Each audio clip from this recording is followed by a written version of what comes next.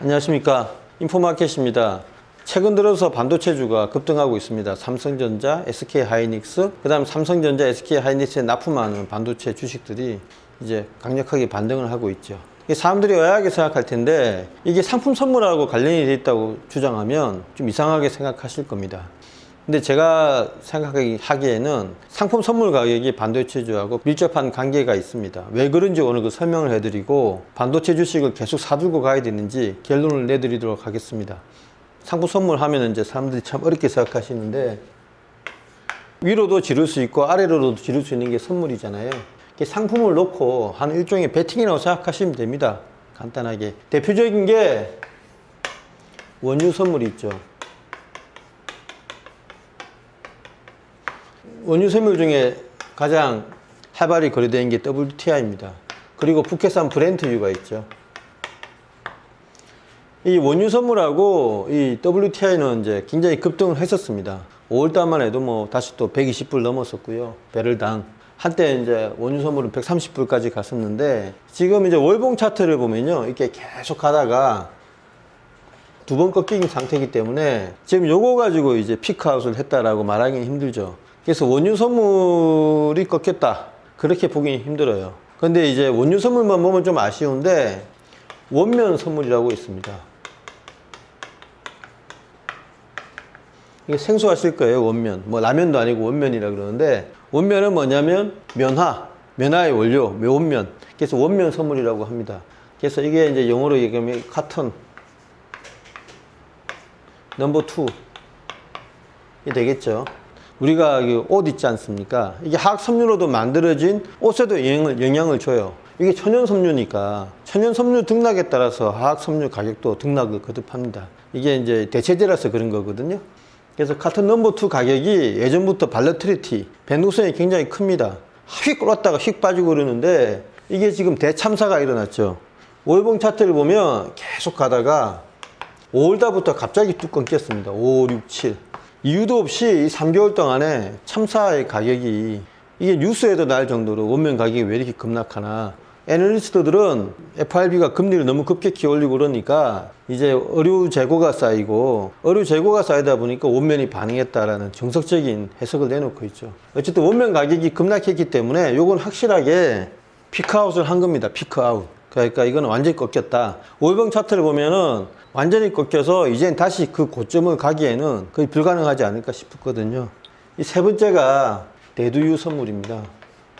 이것도 처음 들어보시는 분이 많을 거예요. 대두유는 뭐냐면 클대자, 콩두자 거기서 나온 기름이라는 거니까 콩기름입니다. 식용유에 많이 씁니다. 식용유의 원료는 대두유 말고도 뭐 팜유 같은 게 있는데 요거는 인도네시아에서 거래가 됩니다. 근데 인도네시아 선물 시장이 자국 화폐로만 거래를 하게 돼 있기 때문에 요건 좀 대표성이 없다고 봐요. 그래서 애널리스트들이나 전 세계 이제 그 트레이더들이 가장 대표성으로 삼는 건 대두유입니다. 근데 대두유도 굉장히 급격하게 꺾였습니다. 이렇게 쭉 올라가다가 갑자기 급살 맞은 것처럼 쫙 내려왔거든요. 그래서 이게 꺾인 게 불과 2, 3개월이 안 됩니다. 면화처럼 비슷한 시기에 고점을 그렸는데 차트를 보면 완전히 수직으로 거의 뭐 폭포수처럼 빠지고 있기 때문에 이것도 피크아웃을 했다라고 저희는 보고 있어요. 이게 벌써 피크아웃 된 게 두 개가 나왔지 않습니까? 이게 네 번째가 뭐냐면 잘 아시는 구리 선물입니다. 닥터 카퍼라고 해서 그 경기를 정말 정확하게 예측한 데서 닥터 카프라 부르거든요. 예, 구리 선물도 지난 한 해 동안 계속 행보를 했더랬습니다. 계속 행보를 하다가 갑자기 이제 이렇게 수직으로 지금 꽂히고 있어서 이 행보의 하단 라인을 깨고 내려갔습니다. 월봉이나 주봉을 보시면 굉장히 심각해요.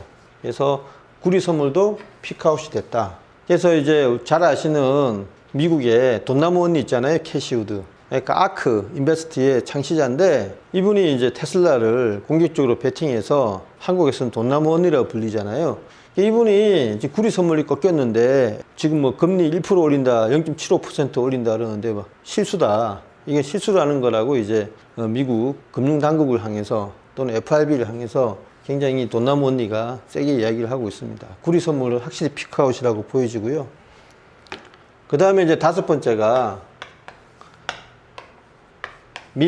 소맥입니다. 소맥. 이 소맥 선물, 밀 선물에 대해서 한때 말이 많았죠. 이게 뭐 언론에서 우크라이나 러시아 간 전쟁으로 인해서 수확량이 떨어져서 이게 세계적인 파동이 일어날 것이라고 했는데 그 기사가 5월 달에 나섰거든요. 근데 거짓말처럼 5월 달이 고점이었습니다. 지금은 쫙 빠지고 있죠, 이렇게. 그래서 이것도 피크아웃인데 세계 밀협회에서 발표한 수치를 보니까 전년 대비 올해 생산량 감소액이 불과 0.4% 밖에 안 돼요. 그럼에도 불구하고 언론이 그 수치를 강조하기보다는 전쟁 상황이라든가 좀 뭐 이렇게 비상 상황을 좀 강조를 한 것 같습니다. 그래서 이거는 언론의 설레발이었고요. 밀도 피크아웃을 했다라고 저희는 결론을 내겠습니다. 여섯 번째가 니켈입니다. 니켈. 니켈은 뭐냐면 배터리 때문에 유명해졌는데 양극재 만들 때 삼원계라고 하잖아요. 이게 NCM, 뭐 NCMA 이렇게 나가는데 니켈이 이제 N이니까 반드시 들어가야 될 중요 물질이죠. 이게 3월 달에 어떤 일이 있었냐?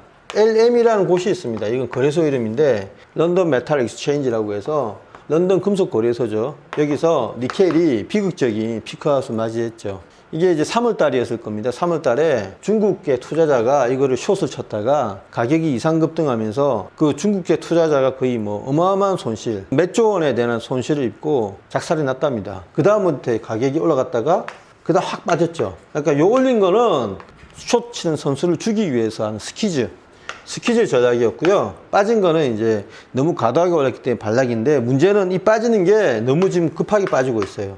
이게 3월 달이었기 때문에 3, 4, 5, 6, 7 거의 5개월 동안 지금 빠지고 있거든요. 그래서 니켈은 확실하게 피크아웃을 했습니다. 그 다음에 이제 알루미늄이고요.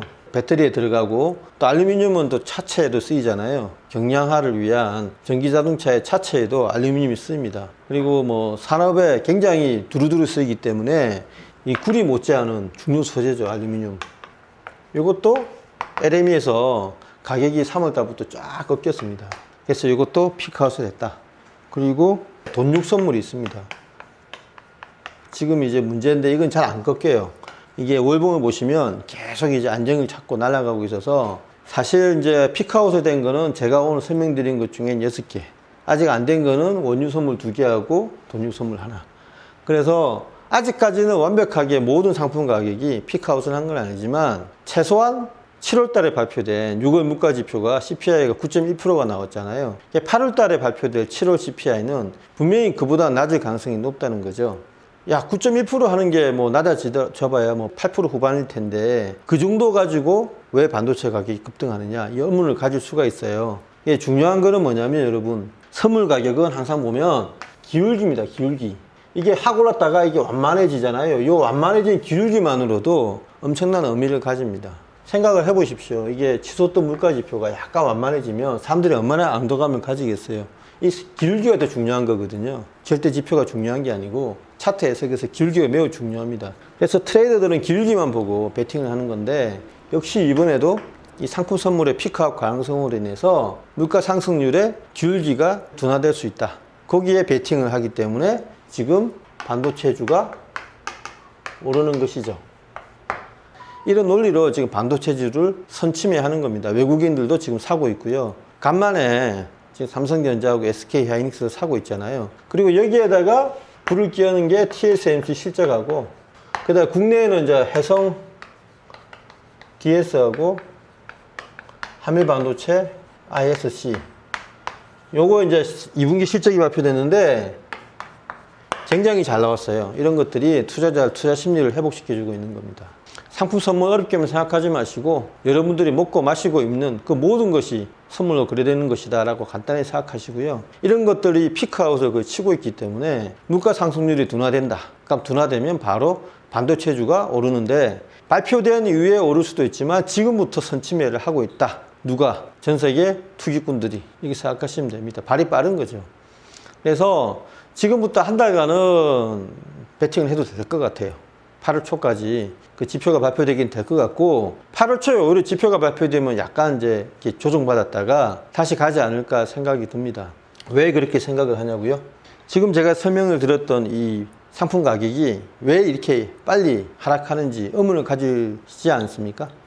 사실은 저는 어떤 생각을 갖고 있냐면 다 투기적 수요 때문에 실제 수요가 아니고 상품 선물 가격을 이렇게 끌어올려 가지고 인플레가 벌어지지 않았나 이런 생각을 해보고 있습니다. 투기 수요 때문에 그런 건데, 중국에 보면 허난성이라고 있어요. 허난성 러양이라고, 이 러양 옆에 정저우라고 있습니다. 정저우가 허난성의 성도인데, 이 도시가 뭐로 유명하냐면 중국 전역에 있는 상품의 집산지입니다. 아까 말씀드렸던 원면 선물이 어디서 생산이 되냐면 신장에서 생산이 돼요.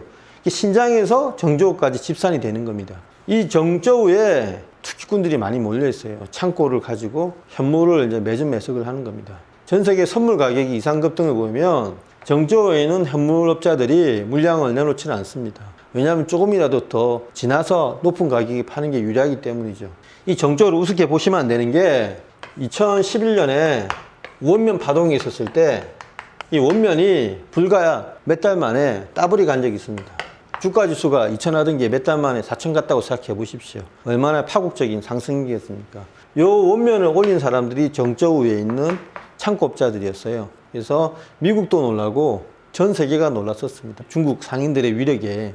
그러니까 이제 미국 선물 가격이 있고 중국 선물 가격이 있는데 주야 간 교대하면서 연동이 되는데, 그게 이제 결제가 될 때는 현물 실물 인수를 하기 때문에 선물을 매수한 사람이 만기를 맞이하면 반드시 현물을 사서 채워내야 돼요. 그걸 알기 때문에 이 신물 창고업자 또는 투기업자들이 현물을 지어놓고 가격이 오를 것 같으면 조정을 하는 겁니다. 정저우에 있는 그 사례를 보더라도 이번에 메탈이라든가 석유, 그다음 원면, 그다음 구리 같은 것들이 이상급등, 이런 것들이 저는 투기업자들이 상당 부분 개입했다 이런 생각을 갖고 있어요. 너무 FRB에서 화들짝 놀래가지고 금리를 올리는데, 금리 올린 것만으로 상품 가격이 이렇게 급락하진 않거든요. 정말 실수요라면. 실수요보다는 투기적 수요에 의해서 가격이 급락했다 이렇게 보아집니다. 그래서 피크아웃이 앞당겨졌다 이렇게 결론을 내고요. 그래서 너무 FRB 관계자들도 인플레이션을 기정사실화해서 계속 금리를 올려야 되겠다 이런 생각을 했다가는 정말 전 세계 경제를 수렁에 빠뜨리는 그런 실수를 할 수도 있습니다. 미국의 어떤 금융기관에서는 인플레를 걱정해야 될 게 아니고 1년 뒤에 다가올 디플레이션을 걱정해야 된다 이렇게 이야기하고 있거든요. 저도 그 얘기에 동조하고요. 어쨌든 지금은 투기꾼들에 의해서 올라간 상품 선물 가격이 급락하고 있으니까 하루바삐 그동안 이상 급락했던 반도체 주식들을 사서 모아야 될 시점이 아닌가 그렇게 생각하고 있습니다. 상품 선물과 반도체 간의 길고 긴 어떤 논리적 연관성을 설명을 드렸습니다. 감사합니다.